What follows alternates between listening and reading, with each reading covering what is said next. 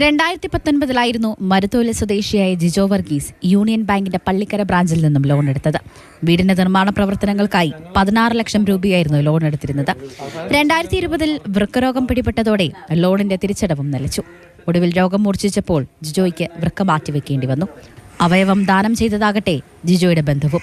നിലവിൽ തന്റെയും ബന്ധുവിന്റെയും അടക്കം ചികിത്സാ ചെലവ് വഹിക്കുന്നതും ജിജോ തന്നെയാണ്. നമുക്ക് വേറെ സഹായിക്കാൻ പറ്റിയ ആരുമില്ല.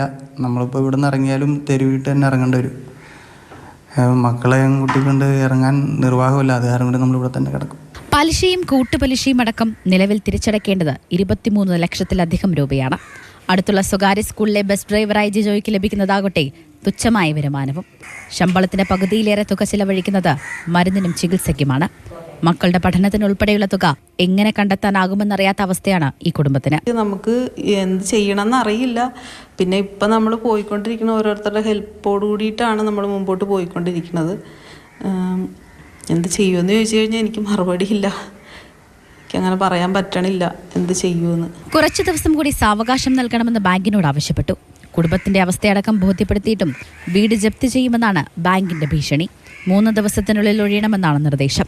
വീട് വിറ്റ് ലോൺ അടയ്ക്കാമെന്ന് MLA അടക്കം പറഞ്ഞിട്ടും ബാങ്ക് അധികൃതരുടെ ഭാഗത്തു നിന്നുമുണ്ടായത് ഹീനമായ പ്രവൃത്തിയാണെന്ന് പ്രദേശവാസികൾ പറയുന്നു. ബാങ്ക് ഒരു മനുഷ്യത്വരഹിതമായ രീതിയിലുള്ള നടപടിയാണ് എടുത്തിട്ടുള്ളത്. ഇവർക്കൊരു അദാലത്തിന് വെക്കുകയോ ഇല്ലെങ്കിൽ ഈ ഒരു അസുഖക്കാരനായ ഒരാൾക്ക് എടുത്ത ലോണിൽ എന്തെങ്കിലും ഒരു അനുകമ്പപരമായിട്ടുള്ളൊരു നടപടിയല്ല അവരെടുത്തിരിക്കുന്നത്. ഞങ്ങളിപ്പോൾ കുറച്ച് ദിവസമായിട്ട് ഇവിടെ പറ്റി നിൽക്കണം. കാരണം ഇതുങ്ങൾ ഏതെങ്കിലും കടുങ്കൈ ചെയ്യുമെന്നുള്ളൊരു പേടി കൊണ്ടാണ് ഞങ്ങൾ നാട്ടുകാരൊക്കെ ഇങ്ങനെ പുറത്ത് അവിടെ ഇവിടെയൊക്കെ നിൽക്കുന്നത്. ജിജോയ്ക്ക് മുന്നിൽ ഇനി വിരലിലെണ്ണാവുന്ന ദിവസങ്ങൾ മാത്രമാണ് ബാക്കി. ബാങ്ക് ജപ്തി നടപടികളുമായി മുന്നോട്ട് പോയാൽ എന്തു ചെയ്യുമെന്നാണ് ഇവർക്ക് മുന്നിലെ ചോദ്യം.